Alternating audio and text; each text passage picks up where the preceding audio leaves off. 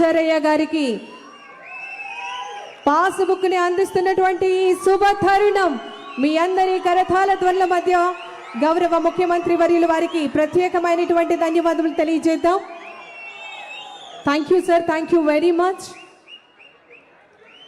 మీ భూమి మీ హక్కు ప్రభుత్వ రాజముద్రతో పట్టాదారు పాసు పుస్తకాల పంపిణీ కార్యక్రమం సూరేపల్లి గ్రామ సభ.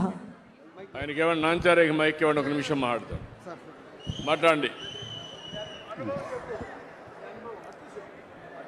గౌరవనీయులైన ముఖ్యమంత్రి గారికి నమస్కారాలు, అలాగే వేదికను అలంకరించిన పెద్దలకి నమస్కారాలు, సభకు ఇచ్చేసిన ప్రజానికి నమస్కారాలు. నా పేరు ఉప్పాల నాంచారయ్య, తాతావారిపాలెం. నేను వ్యవసాయం చేసుకుంటూ ఉంటాను. గత ప్రభుత్వంలో మాకు రీసర్వే చేసి ఉన్నారండి. మా పొలంలో కొలతలు సరిగా రాలేదు, హద్దురాళ్ళు వేశారు. వాటి మీద గత ప్రభుత్వ పాలకుల బొమ్మలు, కొంతమందికి పాసు పుస్తకాలు ఇచ్చారు. వాటి మీద గత ప్రభుత్వ పాలక బొమ్మలే ఉన్నాయి. మాకు గందరగోళంగా అనిపించింది. తర్వాత బాబు గారు వచ్చారు, మళ్ళా రీసర్వే పెట్టారు. మా భూములు కరెక్ట్గా కొలిసి మరి క్యూఆర్ కోడ్తోనూ పాలకుల బొమ్మతో కాకుండా రాజముద్రతో పాసు పుస్తకాలు అందజేశారు. మనకి ఈ రాజముద్రతో పాసు పుస్తకాలు అందజేసినందుకు బాబు గారి రైతాంగం అంతా రుణపడి ఉంటామండి. ఈ అవకాశం ఇచ్చిన ముఖ్యమంత్రి గారికి, ప్రజలకి అందరికీ నమస్కారం.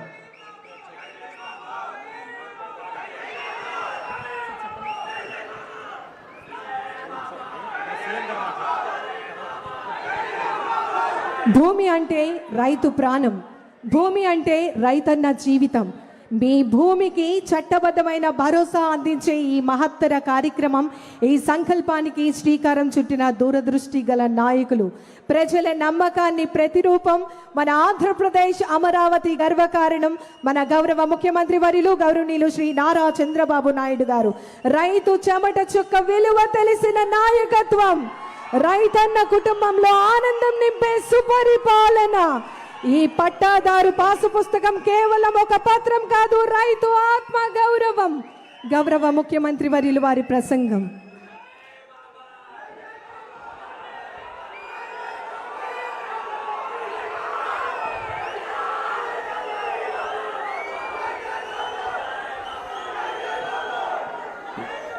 ఓకే తమ్ముళ్ళు, మీ భూమి మీ హక్కు ఈ కార్యక్రమం కింద నేను ఈరోజు సూరేపల్లికి వచ్చినప్పుడు నాకు అఖండ స్వాగతం పలికిన సోదరి సోదరులందరికీ నా నమస్కారాలు, అభినందనలు, శుభాభినందనలు.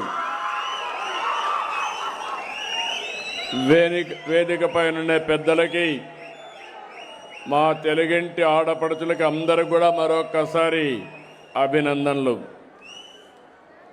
ఈరోజు నేను ఇక్కడికి వచ్చింది 21 నెలలుగా ఈ ప్రభుత్వం చేసిన మంచి చెడులన్నీ మీకు చెప్పడానికి, సమస్యలన్నీ పరిష్కారం చేయడానికి, అదే మరిగా ఇంకొక పక్క మీ అందరి బాగోగులు అర్థం చేసుకోవడానికి నేను ఇక్కడికి వచ్చాను. ఇప్పుడే పట్టాదారు పాసు పుస్తకం ఇస్తే మీలో సంతోషం చూసినప్పుడు నా జన్మ చరితార్థమైందని మరొకసారి మీ అందరికీ విజ్ఞప్తి చేస్తున్నా. ఎన్నికల ముందు చెప్పాను, ఆ రోజు విధ్వంసం జరిగింది. రాష్ట్రాన్ని ఏ విధంగా చెప్పాలో నాకు తెలియదు, కానీ అన్ని విషయాల్లో సర్వనాశనం చేశారు. విభజన కంటే 19, 24, 5 సంవత్సరాల్లో రాష్ట్రంలో అనేక అరిష్టాలకు చోటు చేసుకున్నది. అందరికీ ఇబ్బందులు వచ్చాయి. మాట్లాడాలంటేనే భయం, నవ్వాలంటే నవ్వే పరిస్థితి లేని పరిస్థితి, ఇంట్లో నుంచి బయట వచ్చే పరిస్థితి లేదు. ఆడబిడ్డలకు రక్షణ లేదు. ఆ రోజు నేను ఒకే మాట చెప్పాను, మేము ఎన్ని అవస్థలు పడ్డామో చూశారు. అయినా కూడా ఈ రాష్ట్రాన్ని మళ్ళీ పునర్నిర్మాణం చేస్తామని ఆ రోజు నేను, పవన్ కళ్యాణ్ గారు, బీజేపీ నాయకత్వం కంకణం కట్టుకొని మీ దగ్గరికి వచ్చాం.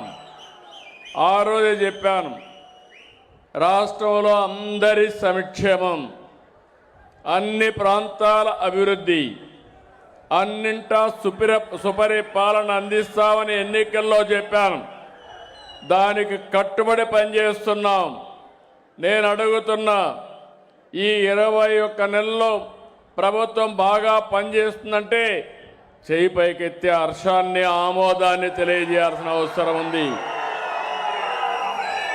మీ ఆనందం, మీ ఆమోదం ఈరోజు ఈ ప్రభుత్వానికి శ్రీరామ రక్ష. సూపర్ 6 చెప్పాను. అర్హులైన ప్రతి ఒక్క కుటుంబానికి సంక్షేమం ఇస్తామని చెప్పి సంక్షేమం ఇచ్చిన ఘనత ఈ ఎన్డీఏ ప్రభుత్వానిదని చెప్పి కూడా నేను మీకు తెలియజేస్తున్నా. నేను 4వసారి ముఖ్యమంత్రి. ఎంత లోతుకు పోతే అన్ని గోతులున్నాయి. నాకే దిక్కు తెలియడం లేదు. కానీ ఏదైనా ప్రతి ఒక్క దాన్ని ప్రక్షాళన చేస్తున్నాం. చెప్పిన మాట నిలబెట్టుకుంటూ వచ్చాం. ఇంకో పక్క పెట్టుబడులు పెద్ద ఎత్తున తీసుకొచ్చాం. ఒకప్పుడు పరిశ్రమలు పారిపోయినాయి, ఇప్పుడు పెట్టుబడులు ఇక్కడికి వచ్చే పరిస్థితి వచ్చింది. 20 లక్షల కోట్ల రూపాయల పెట్టుబడులతో రాబోయే 5 సంవత్సరాల్లో కనీసం 23 లక్షల మందికి ఉద్యోగాలు ఇచ్చే బాధ్యత ఈ ప్రభుత్వానిదని చెప్పి కూడా నేను మీకు తెలియజేస్తున్నా.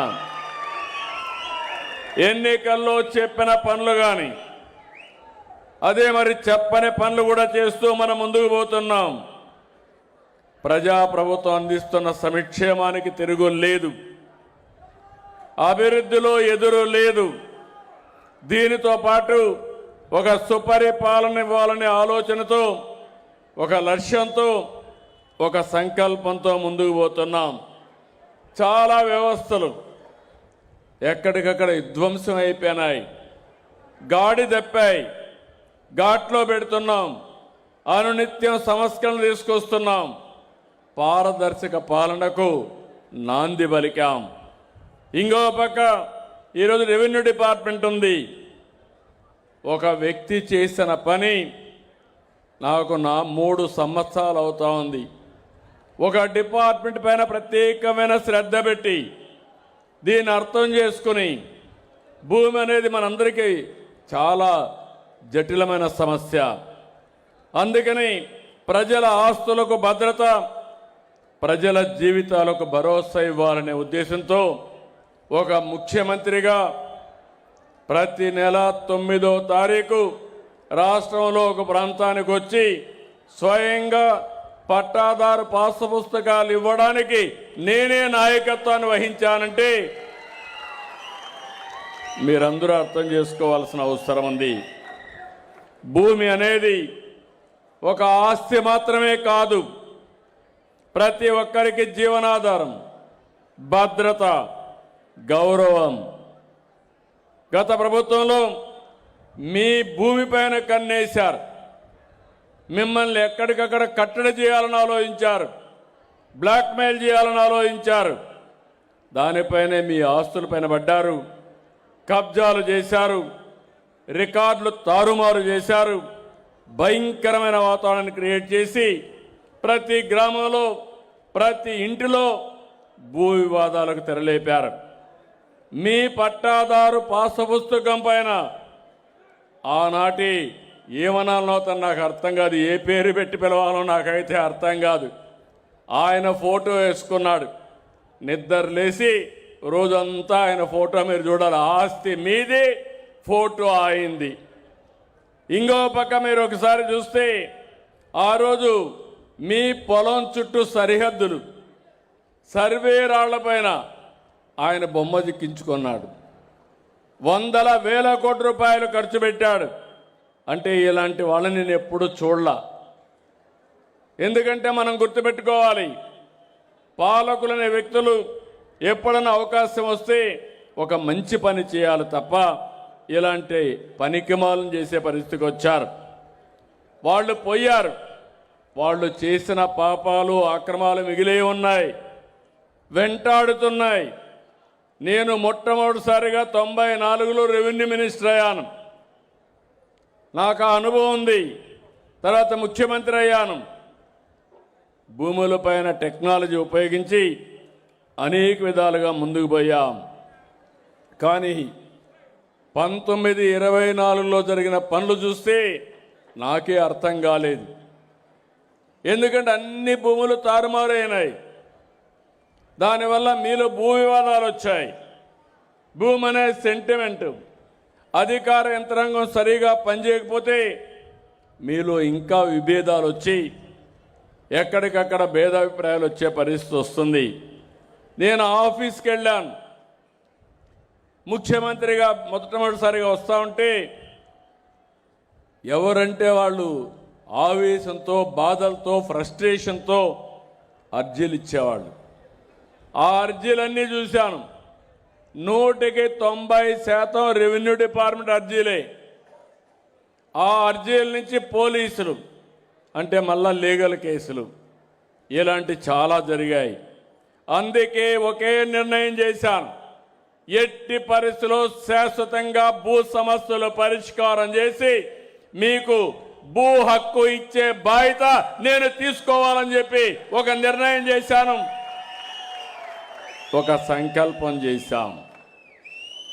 రెవెన్యూ మినిస్టర్ సత్యప్రసాద్ గారు, ఇక్కడే జయలక్ష్మి గారు ఉన్నారు. దీనికి చీఫ్ సెక్రటరీ సాయి ప్రసాద్ గారిని ఇదే పని మీద పెట్టాను. 1 సంవత్సరం మీకు టైం ఇస్తున్నా, ఇవన్నీ చేయండి. దీని యొక్క సీరియస్నెస్ తెలియాలి. మళ్ళీ సమస్య లేకుండా చేయాలంటే నేను కూడా పూర్తిగా సహకరిస్తా అని చెప్పి ఈరోజు మీకోసం 2027 మార్చి నాటికి ఈ ఫైనాన్షియల్ ఇయర్లో 1,12,00,000 పట్టాదారు పాస్ పుస్తకాలు పగడ్బందీగా మీకు ఇచ్చే బాధ్యత ఈ ప్రభుత్వం తీసుకుంటున్నాం. దీనికి రీసర్వే 2.0 కింద చేపట్టాం. ఇప్పటి వరకు మొత్తం చూస్తే రాష్ట్రంలో 16,816 గ్రామాలు రీసర్వే చేయాలి. 6,976 గ్రామాల్లో పూర్తి చేశాం. అదే సమయంలో 21,23,000 కొత్త పాస్ పుస్తకాలు మీకు ఇచ్చాం. అవి కూడా అప్పుల తడగ్గా తయారు చేసి అవన్నీ కూడా ప్రక్షాళన చేశాం. ఇంకో పక్క జూలై నాటికి 9 లక్షలు ఇస్తాం. ఈ నెలలో 1,56,433 ఇచ్చాం. ఇవి కాకుండా ఇంకా 80 లక్షలు ఇవ్వాలి. ఆ 80 లక్షలు ఇస్తే మొత్తం 1,12,00,000 అవుతాయి. ఇప్పుడే అధికారి చెప్పాడు, మీకు ఇచ్చే పాస్బుక్ ఎవరు తారుమారు చెయ్యలేరు. ఈరోజు మన దగ్గర డబ్బులుంది, కరెన్సీ ఉంది. ఆ కరెన్సీకి ఏ టెక్నాలజీ వాడతామో అదే టెక్నాలజీ మీ పాస్బుక్ వాడాం. ఎవరు కూడా తారుమారు చేయడానికి అవకాశం లేదు. ఇంకో పక్క మీ అందరినీ భాగస్వాములు చేశాం. సమస్య శాశ్వతంగా పరిష్కారం కావాలి. ఆ సమస్యను శాశ్వతంగా పరిష్కారం చేయడానికి మీ ఈకేవైసీ తీసుకుంటున్నాం. మీ ఆధార్ తీసుకుని మీ ముందరిని సర్వే చేపిస్తాం. సర్వే చేసిన తర్వాత మొత్తం రికార్డు తయారు చేస్తాం. ఆ రికార్డు కూడా మీరు సంతకం పెట్టి ఈ రికార్డు కరెక్ట్గా ఉందంటే ఈకేవైసీ తీసుకొని అప్పుడు దాన్ని ప్రింటింగ్ పంపిస్తాం. ప్రింటింగ్ అయిన తర్వాత మళ్ళీ ఆ పుస్తకం వస్తే గ్రామాల్లో ఈకేవైసీ తీసుకొని ఆధార్ తీసుకొని మళ్ళీ ఆ పుస్తకాన్ని మీకు అప్పచెప్తాం. అంటే మీరు గుర్తుపెట్టుకోవాలి, 3 సార్లు ఎలాంటి రాజీ లేకుండా పట్టాదారు ఎవరైతే ఉన్నాడో ఆయనకు చెప్పి ఈకేవైసీ తీసుకొని ఇస్తున్నా. నా ఉద్దేశం ఒకటి, ఒక్క రూపాయి కూడా అవినీతి ఇవ్వకుండా ప్రతి ఒక్కరికి శాశ్వతంగా పట్టాదారు పాస్ పుస్తకం ఇవ్వాలనేది నా అభిమతం. ఆ తర్వాత కూడా నేను ఆలోచించాను, ఇక్కడితో అయిపోదు. ఎక్కడ కూడా ఎవ్వరు కూడా మీ రికార్డు ట్యాంపర్ చేయకుండా బ్లాక్ చైన్ టెక్నాలజీ తీసుకొచ్చాం. కంప్యూటర్లో కూడా ఎవ్వరూ ట్యాంపర్ చేయలేరు. అలాంటి టెక్నాలజీ తీసుకొచ్చి దాని వెనకానది పెట్టాం. ఇంకో పక్క మీరు చూస్తే మీకు క్యూఆర్ కోడ్ పెట్టాం.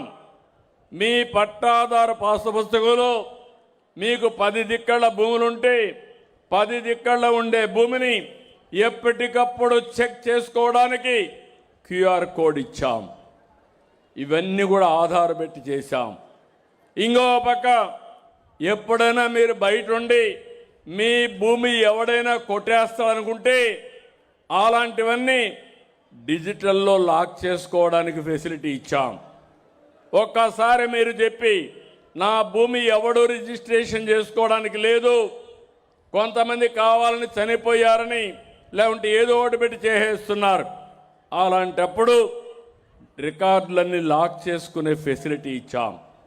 మళ్ళీ మీరు వచ్చి ఈకేవైసీ ఇచ్చి తద్వారా ఆధార్ ఇచ్చిన తర్వాతనే ఆ లాక్ ఓపెన్ చేసే పరిస్థితి వస్తుంది. అంటే పగడ్బందీ వ్యవస్థకు శ్రీకారం చుడుతున్నాను. శాశ్వతంగా సమస్యలకు పరిష్కారం తీసుకుంటున్నాం. దీనివల్ల కొన్ని లక్షల మందికి మీ సమస్య పరిష్కారం అవుతుంది. మీరే చూశారు ఈరోజు. ఆ రోజు మీరు చూస్తే ల్యాండ్ అసైన్మెంట్ యాక్ట్ ఒకటి తీసుకొచ్చారు. భూమి మీది ప్రైవేట్ ఆర్మీని పెట్టుకొని ఆనాటి పాలకుల యొక్క మనుషులు పెట్టుకొని మీ జుట్టు వాళ్ళ చేతల్లో పెట్టుకొని బెదిరించాలని ప్రయత్నం చేశారు.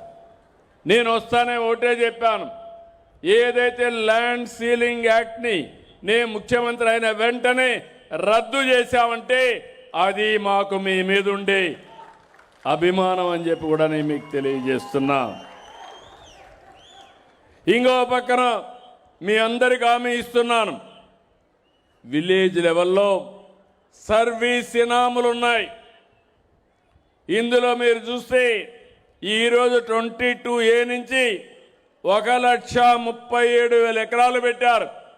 1,37,000 ఎకరాలు సర్వీస్ ఇనాముని తొలగించి మీ భూమిని 22A నుంచి తొలగిస్తామని మీ అందరికీ హామీ ఇస్తున్నాను. విలేజ్ సర్వీస్ ఇనాం.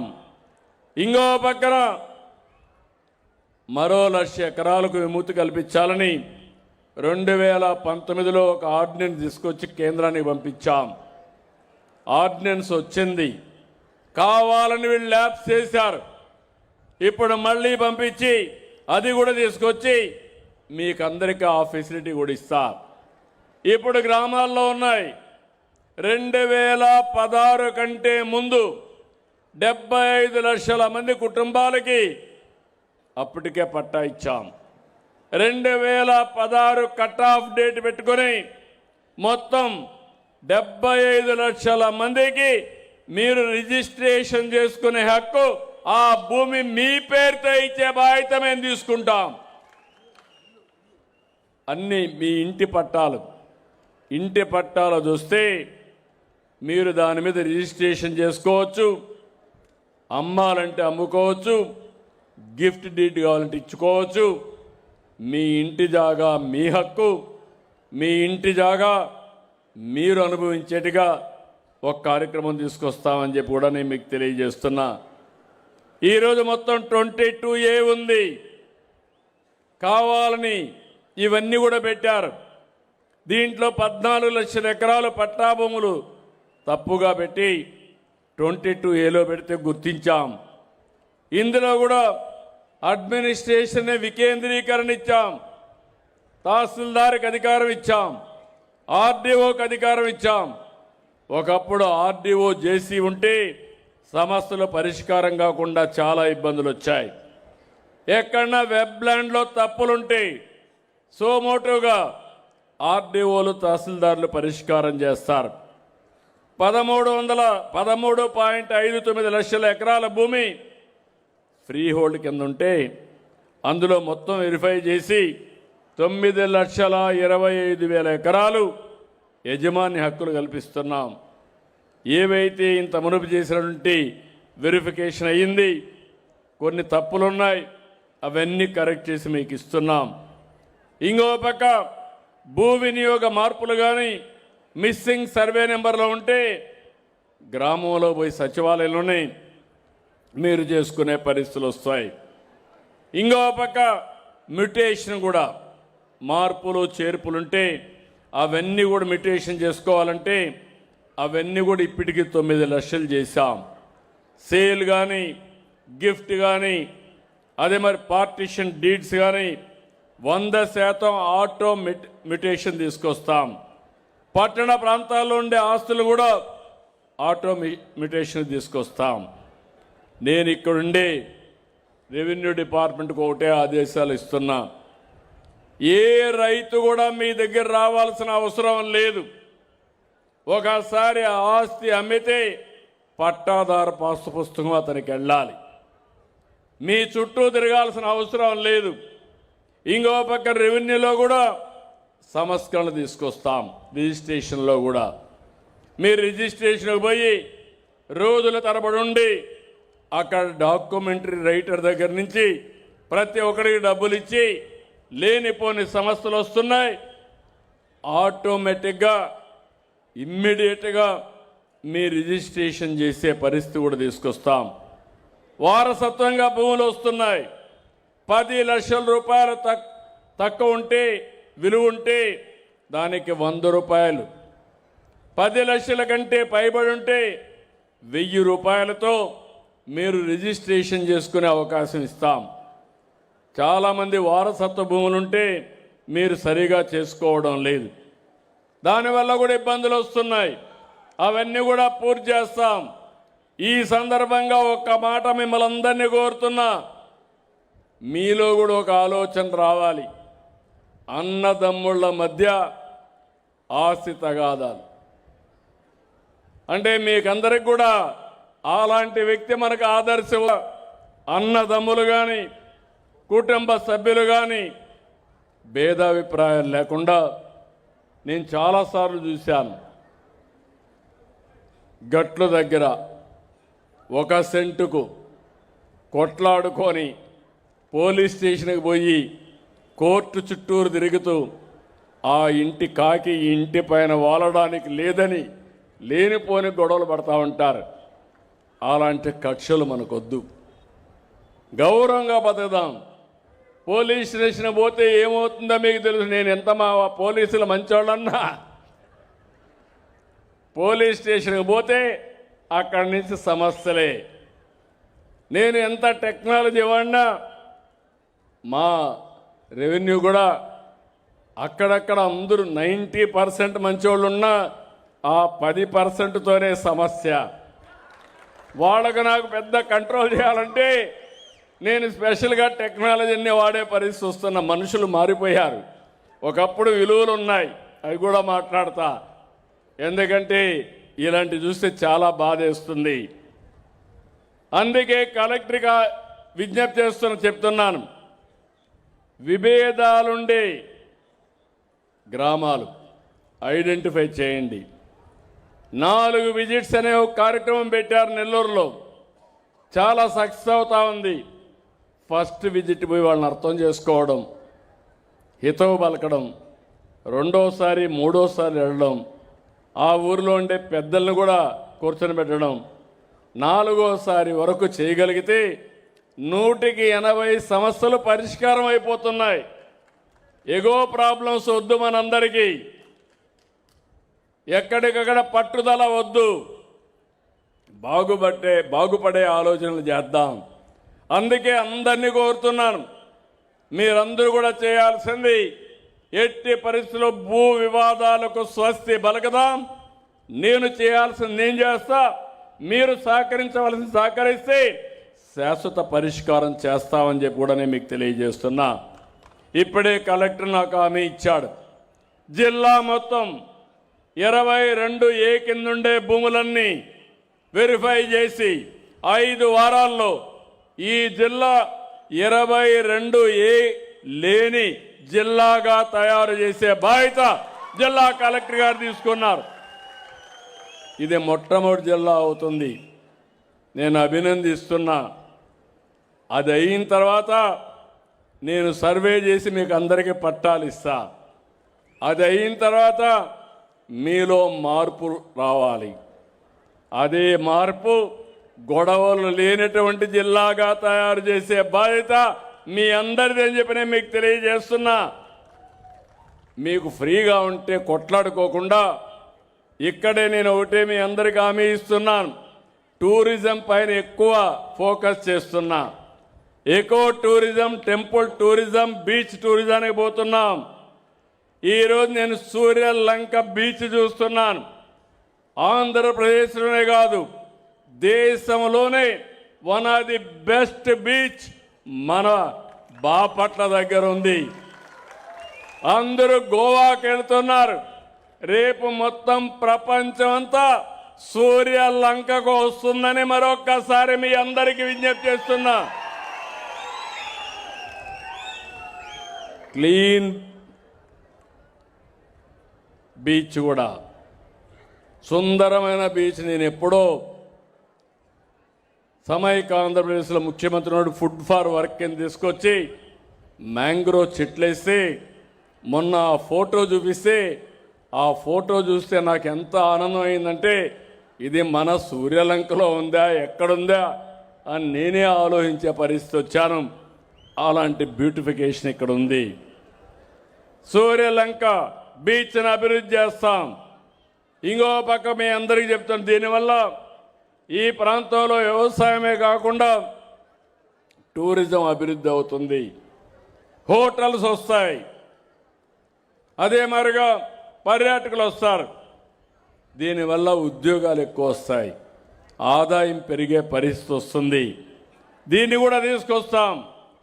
ఇప్పుడే ఇక్కడ చూస్తే సముద్రం నీళ్ళని ఉపయోగించి సీవీడ్ తయారు చేస్తున్నారు.